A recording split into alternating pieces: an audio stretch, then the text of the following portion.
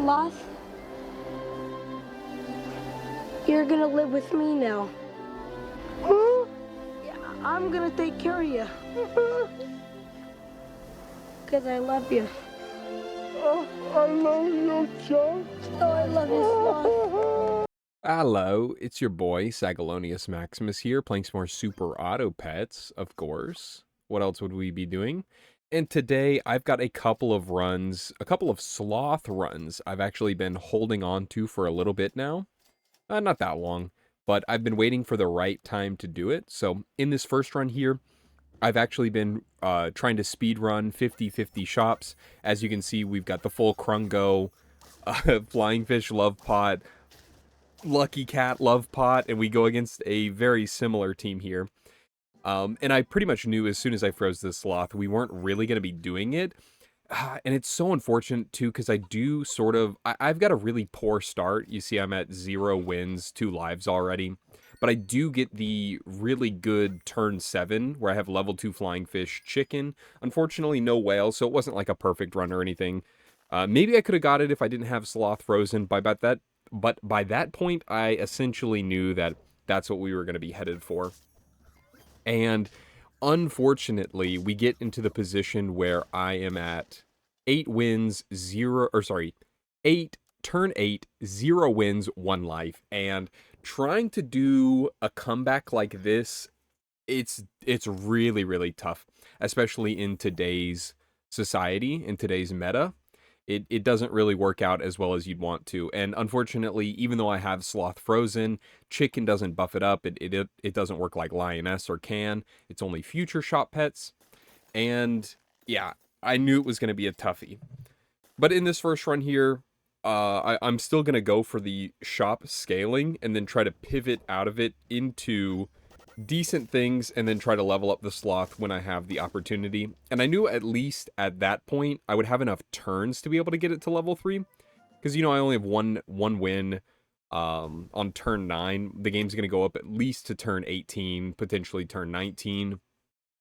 And at this juncture, I knew that I needed more than just Flying Fish Chicken in, or I wasn't going to be able to do anything. We get a pretty heavy lobster there, you know, +4/+4 for 2 gold. Very nice. And yeah, I'm going to get ready to pivot out of the Flying Fish. For now, it's still doing me quite favorable things. I will definitely still show my... because I've gotten some very good runs for my fastest 50-50 shop that I've gotten. They're decent runs. I still keep messing it up. It's tough. It's really tough to get these perfect.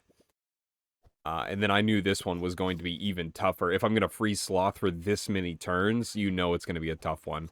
But thankfully, we get a nice turkey here, and then also a nice flying fish. I think I'm just going to combine turkeys. Yeah, buy the fish, combine the fish, and then I still have the spot open to get the second flying fish.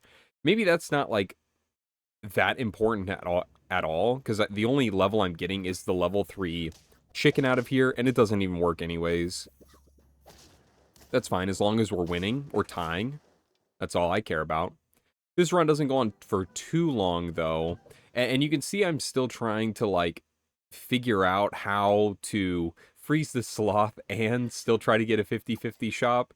And things are definitely getting more and more awkward as the turns go on. Not having that one shop slot really does put a damper on a lot of things that you do if you keep running it like this. But I can't get it on board. I only have 1 life. If I didn't have 1 life, it'd be a little bit different. That's not the case. I get a Phoenix in here. 27 Phoenix. Like, I'm buying, you know, base stat 27 units. That's got to count for something on turn 11. Thankfully, this person isn't too strong. But unfortunately, this person isn't too strong. They don't even kill my level 3 chicken, which is really bad. Imagine losing out. Like, imagine having your turn, having 3 free cans, and not being able to buy them. Holy, does that feel bad. In some of my, like, I would say, quote-unquote, perfect runs for my 50-50 shop, there's people who just were not able to kill my chicken sometimes, like, out of whale like that. Or behind Pteranodon like that, and it is so unfortunate, because it's like, my brother in Christ, how are you not killing through, like, 2 units or something? Like, what is going on here? Miss out on a bunch here, that's fine. As long as I get my... the double level 3 chicken buff, that's good for me. Tying here, probably really bad. I don't think we want to go to turn 20 or anything. Here, level up again. I get a 4137 Hydra, and I see that sucker and I go, he's gotta get in here, right? That guy is way too big to pass up. I really wanted to just keep running it this way. I can't really afford it, though. I think I end up combining here, buying this oyster and looking for another thing. I think maybe turtle. Ooh, yeah, that turtle was probably, like, really, really good to do. But I don't end up doing it. There's an Amaragasaurus there. Really good guy when all of your things are 50-50. It just heals for an insane amount. And then, you know, I'm looking here, I'm like, oh, we got this on lock, right? That guy's got a Manticore, though, and I have double Phoenix, so all I'm gonna do is hurt myself more. And it's actually super close to losing there, or tying. Thankfully, though, the Hydra, very much needed. And right now, I'm feeling pretty good, because we've got 40/40s at this point, right? And I feel like I should be able to pivot into most things. But I wanted one more round of chicken buffs, and then I think I would have been fine, like, getting in a lioness or something, or, you know, just running it as, like, 44/44s, whatever they're going to be when they get in. 46/46 even, I think, out of level 2 chicken, mushroom, whale. And unfortunately, really bad luck on the leopard hits. My sloth lives, the other two get wrecked in the back, and then my phoenix, unfortunately, kills my last two guys, which would have given me, I think, the win, which is so unfortunate. I feel like all I needed to do was make it past that turn, and I could have done it. Into the second game here, though, this was actually when I was going for the infinite money build. So with Pillbug, Pteranodon, Seagull, there's a bunch more infants you can do now with Toucan and Chipmunk, I believe. So you don't necessarily need Seagull. Not that I'm going to do it again. You've got me fucked up. But yeah, so I actually got a Sloth before I was able to complete the Infinite run, which is really, really funny if you think about it. You know, it should be easier to do... It should be way easier to do one than the other. I guess depending on who you are, because there's probably still a myriad of people who do not have level 3 Sloth. By the way, we're playing in Wild. People in Wild are starting to get a little bit better, but, I mean, as we've seen, they are still nothing compared to the Standard Andes who think that, like, Standard is easier. No. No, sirree, Bob. Except for this guy. There's still some people in Wild that are actually running, like, real Wild teams. So, very heavy on tempo or very heavy on greed. It's kind of like, pick your poison, which one do you want to run? We have a Sloth here on turn 4, and I'm actually feeling pretty good, and it's because of that little yellow guy on our team, the Hatching Chick. If you can high roll level 3 Hatching Chick, I mean, it makes the game, like, so free, right? You're getting experience every turn. Before that, you're getting a monkey buff every turn, so it's not like...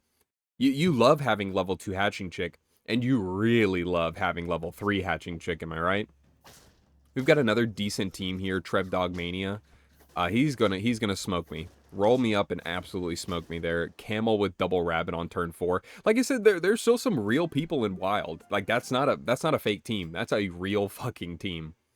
Really want my level 2 Pillbug so I can start pilling things more easy. That's probably the correct way to say it. So we're just running it down here. I have double lettuce frozen. Seems kind of weird, but like, my Pillbug will provide me the pills that I need as long as I can get my level 2. Then I'll sell it. Double hatching, though, is going to be very, very nice. There's another guy in customs, in Wild, I should say. No, in customs as well, that is absolutely disgustingly broken. And you've probably seen it everywhere at this point, and it's Leviathan. Leviathan does absolutely insane things to my body, let me tell you. And here's the reason why.